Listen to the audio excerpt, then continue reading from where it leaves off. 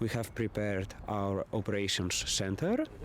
So we are able to search and rescue people from very tight spaces, both we as human beings and also the dogs.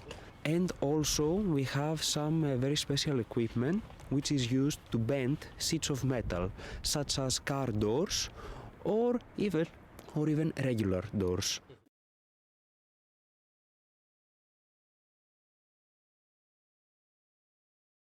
Yeah, we are prepared for the worst case scenario. We hope not, of course.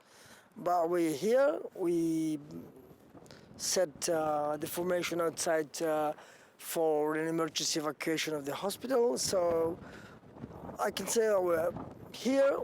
We are waiting. We're prepared for everything, and we hope for the best, not for the worst.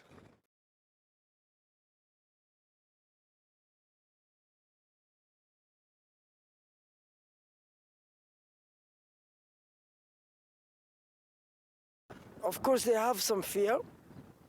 Some of them, they have some fear, and it's pretty normal that they have a fear. But we are here, and we are ready to do what to do. I mean, what it's gonna be.